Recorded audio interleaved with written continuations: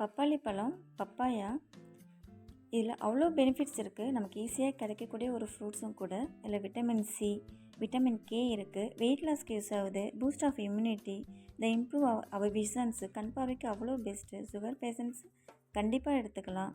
Then help of digestion, செரிமான கோளாறுக்கு ரொம்ப ரொம்ப நல்லது. தென் ஹெல்த் ஃபார் ஹார்ட் சொல்லலாம். தென் ஸ்கின்னோட க்ளோவுக்கு ரொம்பவுமே இது நல்லது.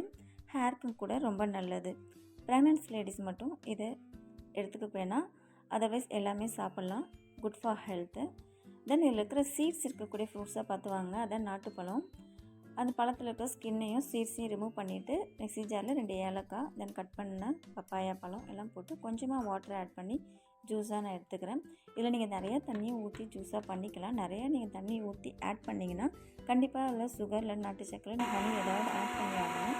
பட் கொஞ்சமாக எடுக்கும்போது அந்த பழத்தில் இருக்கக்கூடிய சுகரே நமக்கு போதும், அந்த ஸ்வீட்னஸே போதும். அதனால நான் கொஞ்சம் ஸ்மூத்தியாக கெட்டியாக அப்படியே நான் எடுத்துக்கிறேன். இல்லை நான் நிறைய பேருக்கு ஷேர் பண்ணோம், அது எனக்கு லிக்விடாக தான் பிடிக்கும்னு நினச்சிங்கன்னா நீங்கள் தண்ணியை ஆட் பண்ணி அகைன் மேலே ஒரு ஹனியோ இல்லை நாட்டு சர்க்கரையோ ஆட் பண்ணி எடுத்துக்கோங்க. அது கூட லெமன் ஜூஸ் ஆட் பண்ணி அடிச்சிட்டோன்னா இன்னும் டேஸ்டியாக இருக்கும்.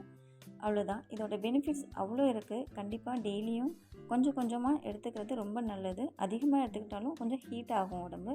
ஸோ கொஞ்சம் கொஞ்சமாக எடுத்துக்கோங்க. டெய்லியும் எடுத்துக்கலாம் அந்த ஃப்ரூட்ஸ் கண்டிப்பாக. தேங்க்ஸ் ஃபார் வாட்சிங்.